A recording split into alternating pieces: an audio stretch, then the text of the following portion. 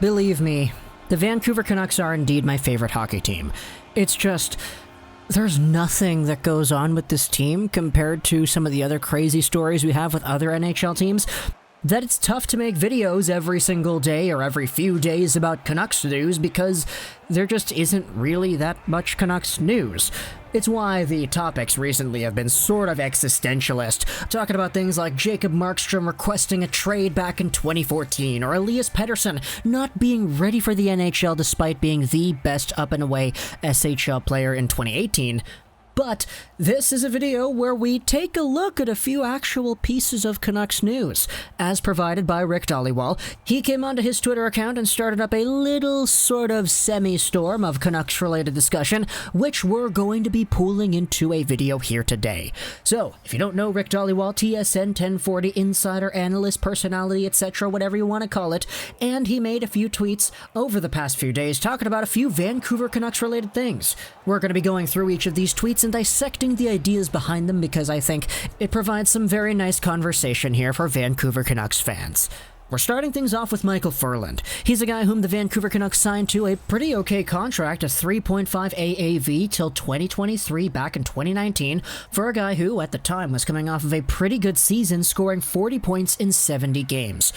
But Ferland stopped playing, he got a whole bunch of concussion symptoms, and it really was an ugly recovery process for the Vancouver Canucks forward. He was never really able to establish himself as a legit Vancouver Canucks middle six winger because he was held back the entire time by these concussions and by him going into fights and all that stuff.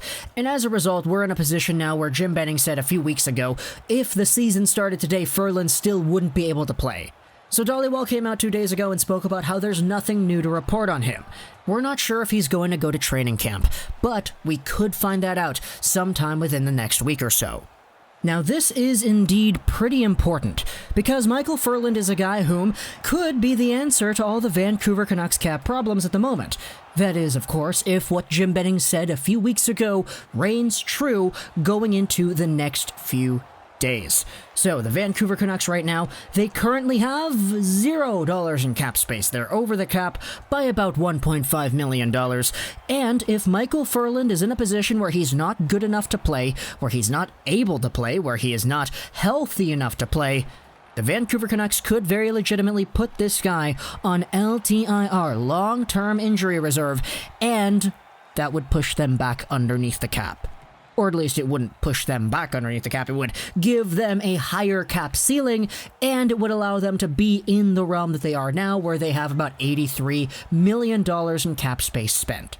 That's how LTIR contracts work. It's not that the cap gets removed from their cap hit, it's that the cap hit ceiling gets increased a little bit if you have a player that is making a lot of money that gets put on LTIR. So, Vancouver Canucks fans, calm down. Ferland could be the answer to everything. If he isn't, if he's good enough to play, if he's healthy, we'll see if the Vancouver Canucks make a move, send somebody to Utica, trade somebody out to free up that $1.5 million. There certainly are other options, but the main one that people are talking about tends to be Micheal Ferland, LTIR. We'll see what happens in the next few weeks. Next up, though, on Rick Dhaliwal's Twitter account, we have ourselves another tweet about one of the top Vancouver Canucks prospects. Let's talk about Jack Rathbone, who has started to make his way out to Vancouver after working out with NHL players all winter in Boston. Rathbone's ready to take part in his very first Vancouver Canucks training camp. Now, I had to do a double take on this. I read the tweet and I was like, oh, winter? What do you mean winter? And then I realized, oh my gosh, it's December, guys. Holy, it's now December. At the very least, Pfister's coming out here with that vaccine. It's approved in Canada. We'll see things open up over the next few months. But Jack Rathbone heading over to Vancouver after trading out with NHL players in Boston. You love to see it. Rathbone, if you've been paying attention to Vancouver Canucks prospect lore over the past few years, has legitimately been one of the more impressive Vancouver Canucks prospects, especially on the defensive side of things. There was a little bit of a, I don't want to say controversy, but I guess controversy is the right word. as to whether or not Jack Rathbone would sign with the Vancouver Canucks, because the bottom line is he spent 2 years with the Harvard University Crimson men's ice hockey team in the NCAA, where he was a very productive defenseman. This was a guy who in his first year was playing with Adam Fox. They were both producing like crazy, and then the next season, Fox left, Rathbone still produced, he improved his production, he was over a point per game with the Harvard University Crimson, and he signed the contract, and now as a 21-year-old, 5'11", 190-pound left-handed defenseman, he's looking towards seeing if he's gonna make the NHL or maybe just the Utica Comets to start things off.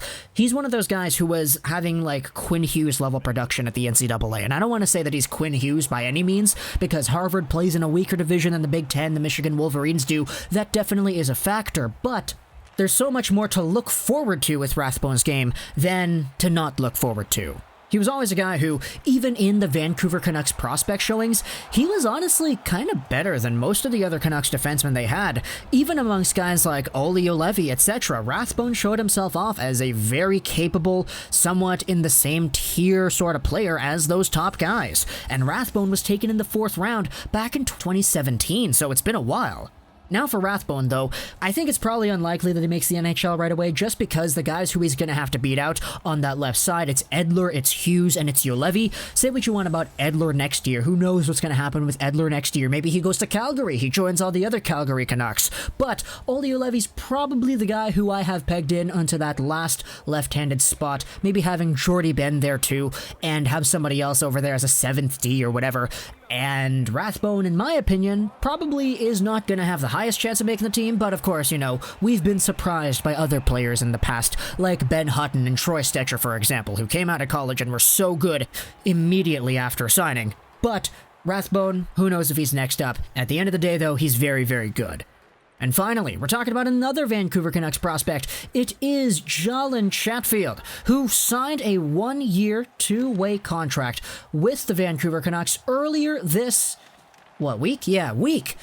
It was yesterday, but I'm recording this video on December 9th, so it's actually today when I'm recording this video, but Jalen Chatfield was signed by the Vancouver Canucks to a 1-year, 2-way contract with an AAV of, according to Cap Friendly, it's $700,000. That's the lowest amount, I believe, that you're actually allowed to sign somebody for. And Jalen Chatfield's a guy whom a lot of Canucks fans have been kind of wondering what's up with this guy, because I'm not gonna lie, the Canucks have kind of been hyping this guy up for the past few years. He was playing in the OHL for a few seasons back in the mid-2010s. Eventually, he signed with the Canucks, and he's played 3 seasons in Utica so far. Not really producing, because that's not really the kind of defenseman that he is, but he has been somewhat up and down. He hasn't actually played a Vancouver Canucks game yet, but as a guy who's 24, right-handed defenseman, 6'1", 188 pounds, he certainly does have somewhat of a projectable frame.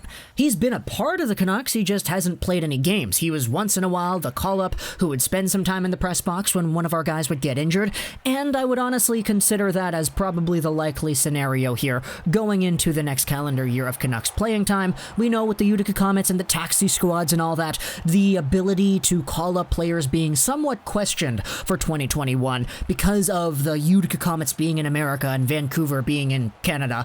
There certainly is a big obstacle there, so who knows if maybe the plan for Chatfield is to sign him, have him as a taxi squad guy, have him technically in Vancouver, so if somebody gets injured on the right side, he can come in, no questions asked, he's in, he's here, he's already quarantined.